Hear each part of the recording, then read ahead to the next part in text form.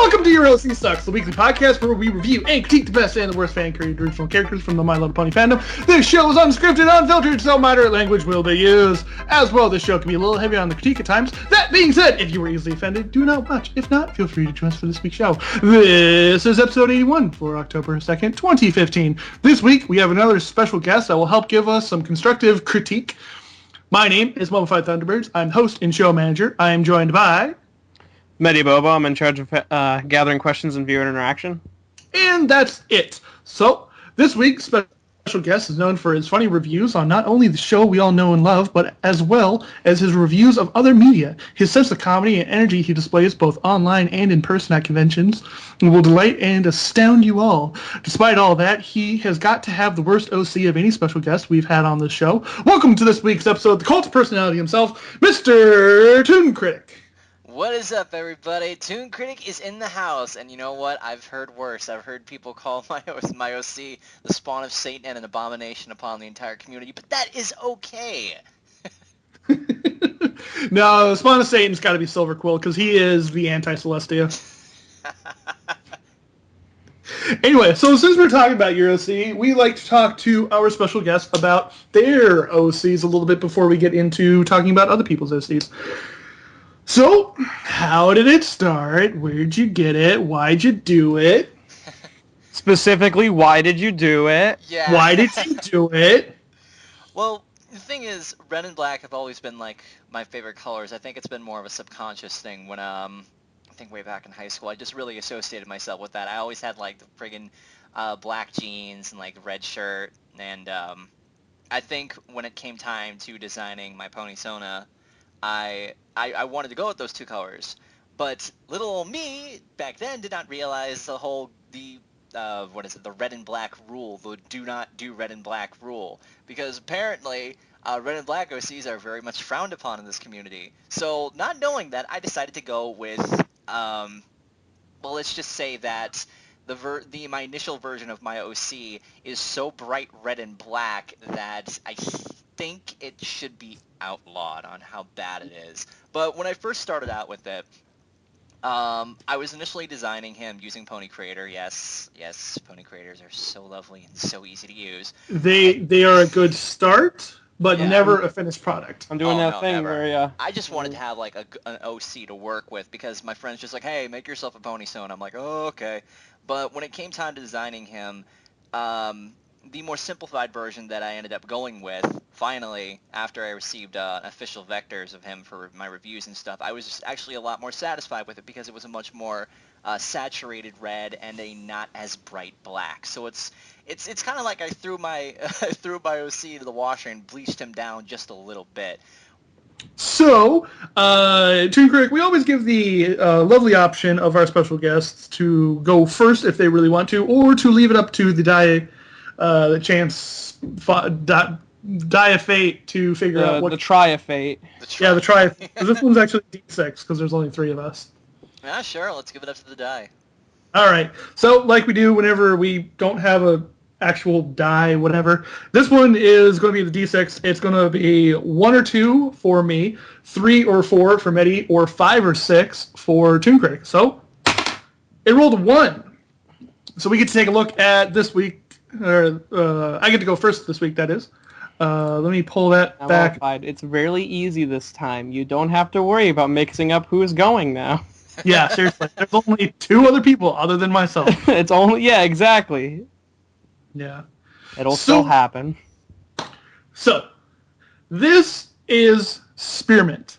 This one was a super easy pick for me. I really like this character. From an aesthetic point, it really popped out for me. But before we get into that, I want to get through the backstory first and the concepts and the structure behind the character. So, this is Spearmint, which is supposed to be a play on Shakespeare. And what really got me with this was the cutie mark, the information behind the cutie mark. It says, and I want to read this by quote because it's really well laid out and descriptive of why her cutie mark is that. Spearmint's cutie mark is unusual in that it is a pair of speech marks that correspond to either side of her flank. Her special talent is her high linguistic ability because of this, she is great with words and her vocabulary is extensive. She can also pick up and learn other languages easily and quickly learn to speak them fluently. She is also a bit of a grammar Nazi and gets this weird fulfillment from correcting every pony's speech. That right there, I don't need anything else. I don't want anything else from this character. That right there solidifies everything about this character for me. Everything else is just frosting at that point. It's nothing but greatness after that. That one description of her cutie mark just perfectly summed up what her talent is, why she does this without being super blatantly obvious by the actual aesthetics of the cutie mark, but still like is so freaking good. Now, obviously that doesn't, describe her personality that much, but it gives a good chunk of who her actual character is. Her likes are arguing, reading, writing, talking, and making others laugh, which I think is really great. I mean, it only makes sense for a writer or a character like this to like writing and reading as well. She dislikes physical activities, people who interrupt her, and not being taken seriously, which is a little contradictory because she likes making other people laugh, so it's like, it's a little bit off. But that's probably one of my only gripes about this. Well, no, there's a difference between being a comedian and not being taken seriously. Oh, well, I guess, yeah. Because think of George Carlin when you want to know the difference. Mm-hmm. You think you take George Carlin seriously, but he's also making you laugh. Mm-hmm. Where some putz at a indie comedian show who goes up there and tells shitty jokes, he's not making you laugh, and you're not really taking him seriously. Mm-hmm. So, the personality, I think, is really great because it's described as being sarcastic type with a dry sense of humor, which is unfortunate because Smooth isn't here, and I think he fits that description very well. It also says that she loves to debate and is easily engrossed in discussions about controversial topics, which I'm like, yeah, all right. I think everyone here can get behind that. I mean, I don't know about you, Toon. Yeah, I'm in the reviewing community. Trust me, if we get on a good topic, we can go there for at least 30 minutes and then spend the rest of the week trying to make that into a video. So. Well, I like controversy. Controversy is interesting. Oh, yes. It always talking, yeah. It makes our whole community so much more interesting. Oh. Yeah. I mean it in a sarcastic way. Oh, yeah, we know. Don't worry. Yeah. So, Spearmint can be, it describes further that Spearmint can become so intense in her argument that she can actually upset the other pony, which she always apologizes for profusely. And it's like, yeah, that's like, yeah, Medi, we can back behind that, right? Fuck you. Fuck. So, she likes to tell funny stories, or stories about funny things that happened to this one guy I know. Oh, that's so basic. That's like a basic thing in like good comedy storytelling. Yeah, it's just the best thing ever. It also says that she loves to gossip as a filly and was usually the kid who had dirt on just about everyone. Her friends and teachers used to joke that her teachers and friends used to joke that the more secret she knew, the bigger and more poofy her mane grew.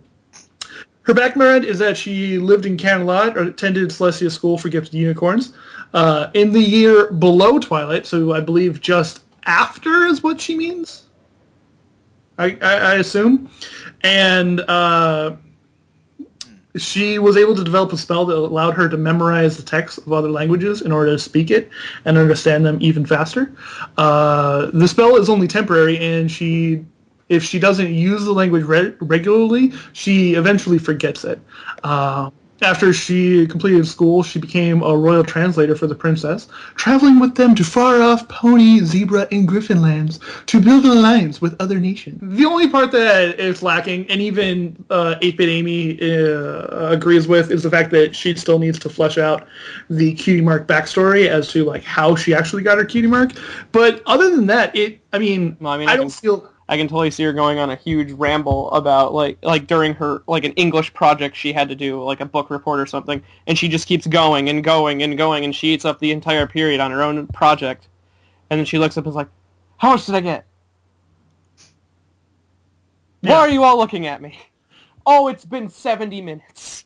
Another aspect behind this pony was, didn't we have a bad OC a couple of weeks ago that we complained at the idea that they're able to pick up any language instantly and learn it as being like slightly weeby?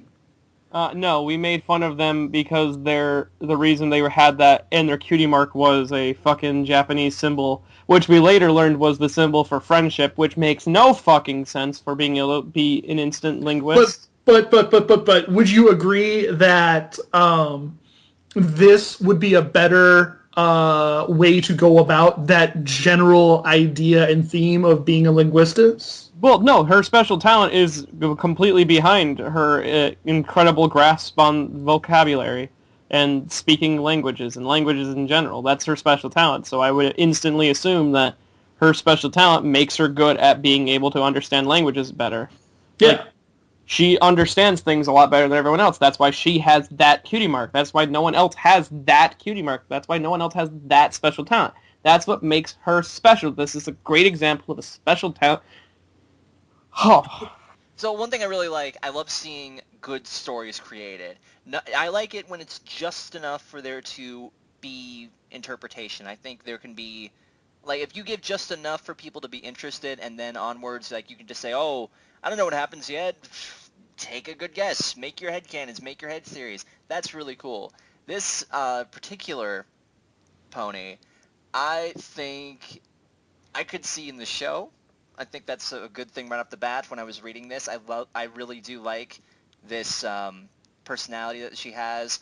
Like you said, though, I'm kind of interested to see how she got the mark. Personality-wise, this kind of reminds me of a friend I used to know growing up. Right down to the whole telling the stories about like this guy I know. That to me, I remember having a friend who was just like that, so I can sort of relate to this character.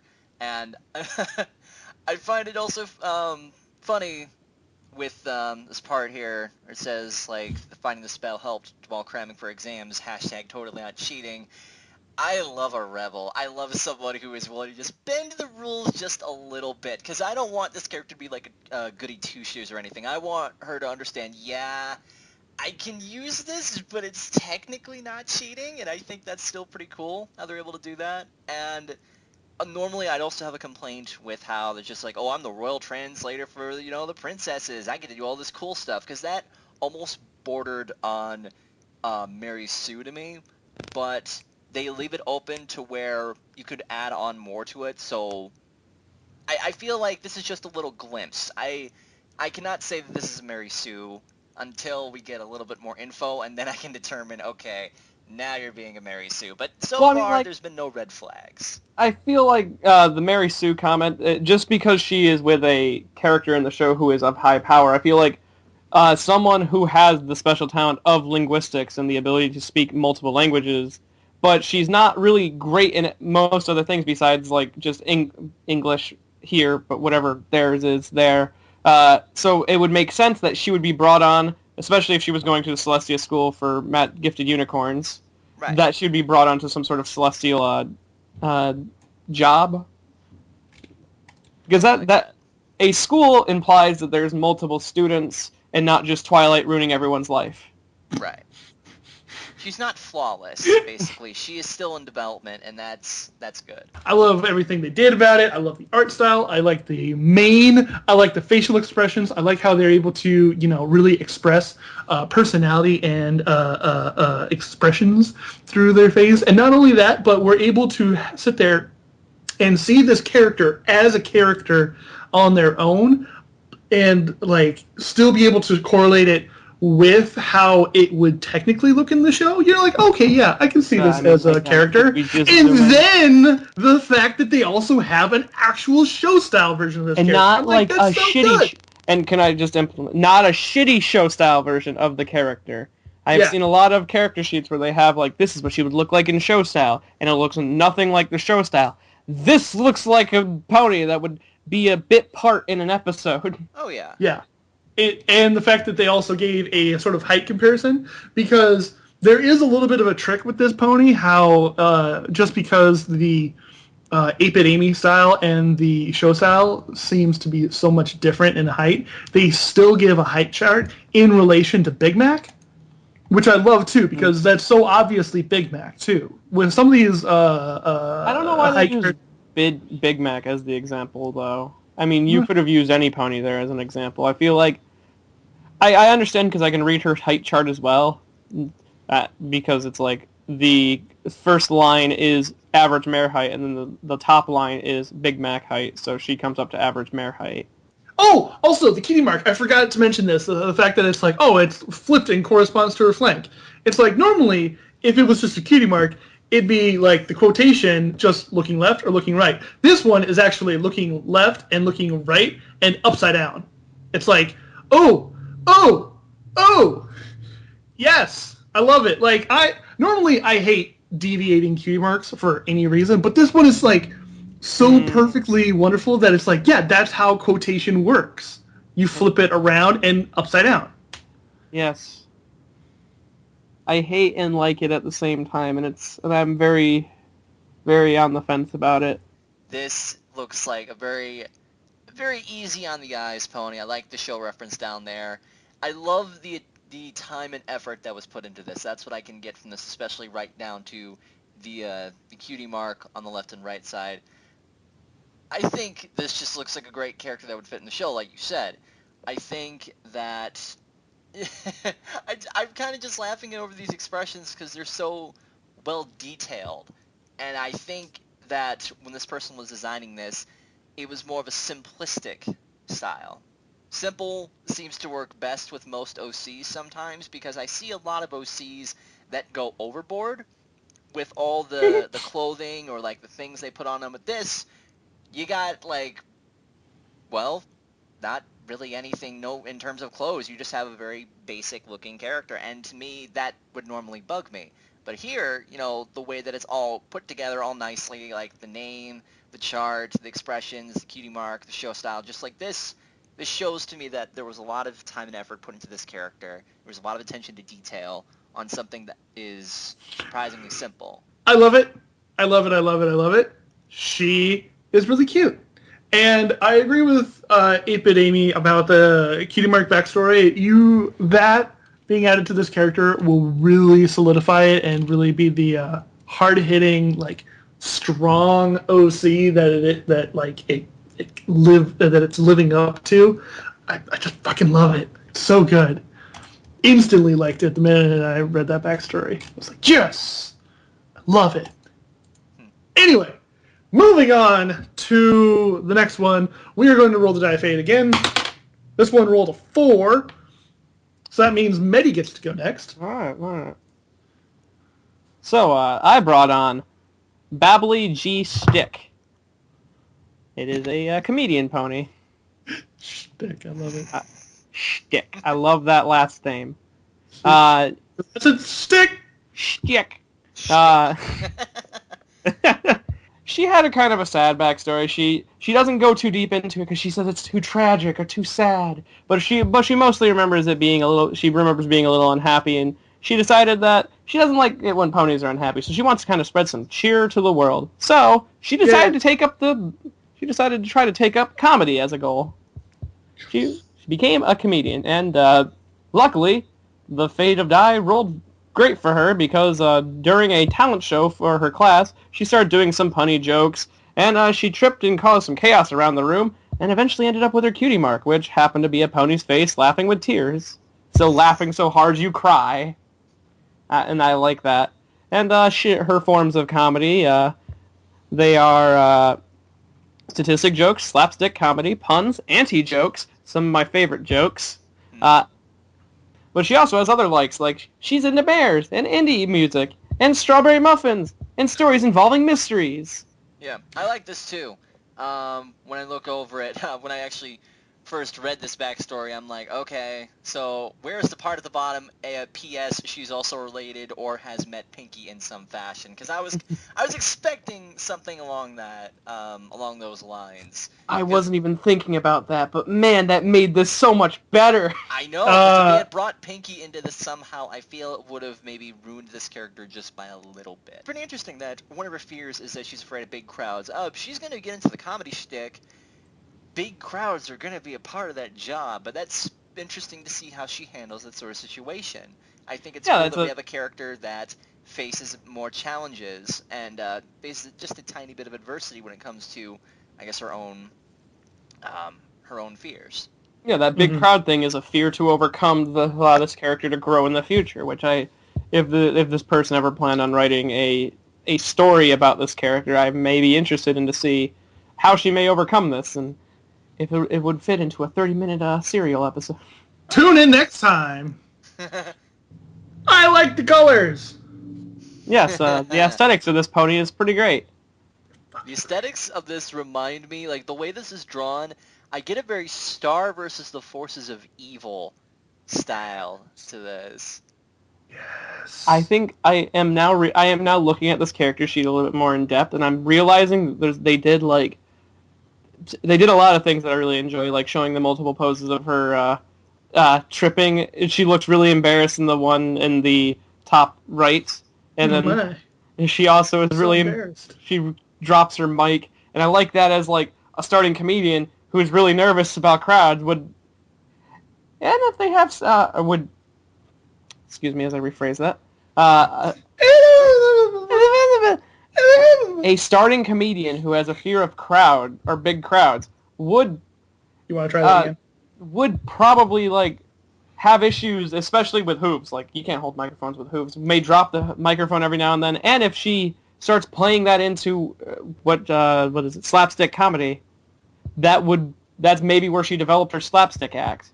Also, the fact that her colors are the colors of this OC are perfectly placed in the name, and I like it so much because if you ever needed to redraw this OC, her main her coat color is the black or is the dark thing behind the name, and all of her hair color is right there. It's these things are so fucking great. I love it. Yeah, guys, from an artistic standpoint, she is CMYK.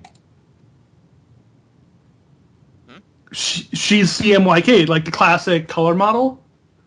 Cyan, magenta, yellow, and black. Oh. Dude, I just got that. And I'm like, wow, I really like her color palette. Why is that? And then I'm like, there's blue, yellow, and pink. And I wouldn't be surprised. Now this is just coming from, wow, I'm making up fanon about a fan character. But I wouldn't be surprised if her hair isn't naturally that color and she dyes it that way to look a little bit more goofy on stage. Especially when you wear that pink tie. I don't know, that cutie mark, though. What about that cutie mark? It's fine. It follows the 3-color pattern, and it's very simple. It's perfect. No, but her cutie mark is too close to her main style, so I don't believe that theory. I think it's naturally that way. Well, I mean... I think it's natural. That's weird, though, that kind of mane. Yeah, I mean... But it's a good kind of weird, though. Yeah, but I mean... It is great. It's pastel. It's very smooth with love, this, I think. Oh my god, yeah. I like comedian ponies. It's wonderful. Great. Moving on to the next... No, I'm kidding. Do you have anything else you wanted to say? Nah. Okay, cool. So, moving on to our final good OC of the night, we're going to take a look at what ToonKritic brought to the show. So, Toon, tell us all about your good OC this week. All right. My good OC that I brought, it took me a while to shift through the folder to find something that caught my eye. And the others I was looking at, the only ones that caught my eye were based on color. But then I found this one. This one is... Before you continue, can I just say thank you for telling us that's how you picked your OC. Again, further proving comic book theory.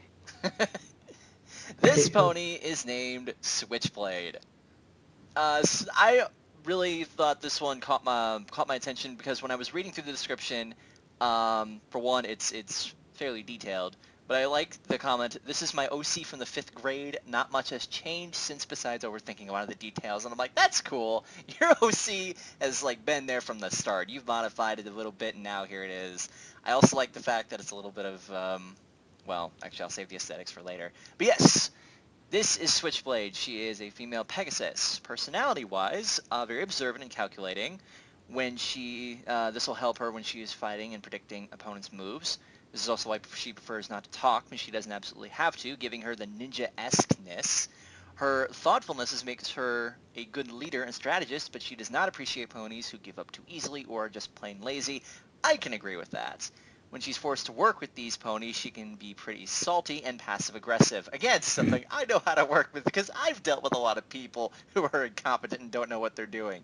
That super salt. We try not to be. Well, I'm sorry. No. I wasn't saying anything to you guys. No, I understand. She doesn't like seeking out fights, but she is very dignified and won't go down without an attempt. She can be a bit stubborn at times too. So I already get a basic grasp of this character's personality.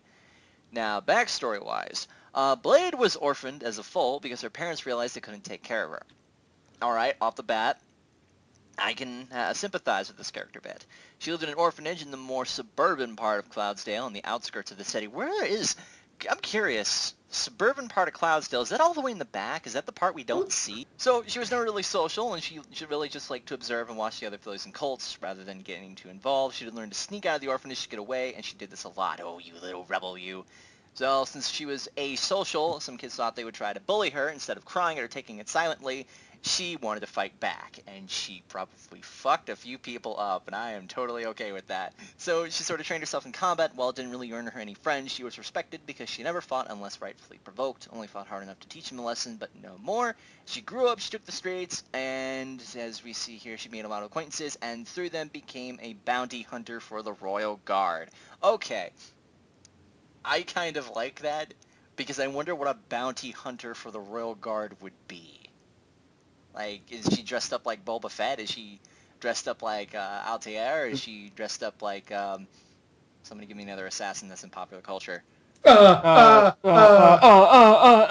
dude from Mass Effect, whatever his name is. What's his The face dude. from Mass Effect? Yeah, Mark, Cutie Mark. The area of Cloudsdale she lived in was near the border, so it was fairly close to Canterlot. Is that where it is? Okay. While Switchblade was escaping from the orphanage and bullies, she came across a blacksmith in town. This particular blacksmith helped create weapons for the Royal Guard, being so close to the castle and all. Switchblade enjoyed watching him work, and eventually they became good friends. Sometimes the blacksmith would show her some of his newest designs, and even let her test some out. One of these tests ended up being a throwing star. I don't know how she could hold a shuriken, much less throw it, but yeah, poof, butt mark. I love the way they sort of just dealt with that. Nothing epic about it, just like, I don't know, if she threw it, bam. And that's the mark that we're giving it with, so that's pretty cool, I think. What I think of the overall thing that we got here for this, I like it. I think it's a little edgy. There's nothing wrong with a little bit of edge. I feel like this OC would definitely benefit from taking place in an original universe or an AU. Yeah, this character seems like it was built for a fanfic. Yeah, I mean, like, as long as they also... I feel like the shuriken is always... I know it's the cutie mark, and they bring it up very last second, but I feel like it should be put in there a little bit more, because it is your special talent. It's you embodiment. So your embodiment is a throwing star. Well, if Maybe you want to try to get philosophical with it, then I guess, but... Well, I mean, like, you could bring up that when she becomes the Royal Guard's bounty hunter, and she specializes in throwing stars. Yeah, that could be something. That would be her signature weapon. Oh, it's a throwing star. Yeah, I thought it was a hurricane. A hurricane? Does that look like a hurricane to you? I do like this. Like I said, I felt like it was built for a fanfic. I can tell that there was a bit of effort put into this. I don't think this is the greatest OC that I can present, but it's one that, I can like. Black and red. I wonder. Has some additions to it. Yeah, it's also also some colored it's tips. also Well, can we get into the aesthetics now, or? By all Hey, means, if up they to you. like. Okay, yeah, I'll just jump into the aesthetics. Yeah, yes, it's a red and black OC. Okay, when I when I heard about the whole red and black OCs are frowned upon, when I look at this one, I see that it's okay. Like, I mean, okay, the reason most people think red and black OCs are bad is because the colors red and black, when not used correctly, when they don't look right, don't look good on ponies at all. yeah, and I can Like, totally understand that. Like, if you have a black body with a red mane, then the red becomes very loud, and then it doesn't work. There has to be a very delicate way of how red and black can be mixed, and I like it. It actually kind of almost looks like mine by a little bit, right down to the little bandana and the hairstyle. all it's missing is a top hat. In the Yeah, shape of seriously, let's say, yeah, Smooth, put a top hat on this one. No, make a Just shuriken top hat and put it on it. shuriken top hat. But I do like how it looks. I feel it's not very loud in terms of like what red and black could be. Like it could be a lighter shade of red, and it would just be like, oh God, no, my eyes, I can't deal with this. But it still looks good to me, and yeah, I really wish I had more constructive criticism for that. But yeah, I would say if your first option is to go with the red and black OC, don't.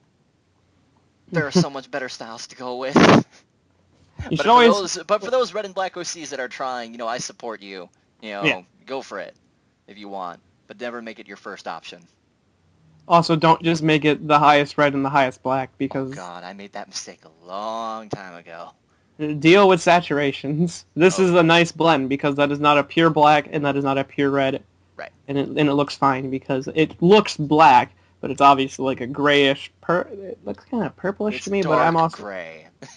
yeah, it's like a dark gray and it's fine, but Mhm. like people will view it as black and that's fine because the ponies in the show, none of them have black hair. They always have some form of pastel colored hair or some darker hair, but it's never black. It's never pure because we don't see pure colors in the show besides the eye whites and the eye darks.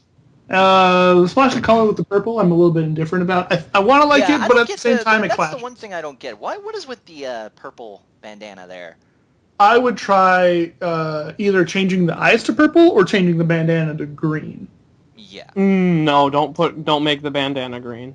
That's what I'm saying, turning the eyes to purple, because green. If there's one thing that people Green don't and like red, more, green and red, or green and red don't green. play together well. Yeah, I've seen that. That is a mess waiting to happen. It is an interesting character to me. As I was reading this, I could visualize the character's story, and like I said, this character was built to be in a fanfic as probably either a main character or a side character, and I do like that. The whole red and black OC thing has always been interesting to me, so I guess it's kind of appropriate that the red and black OC picks another one similar to theirs. It's good, so it's good. Okay, cool.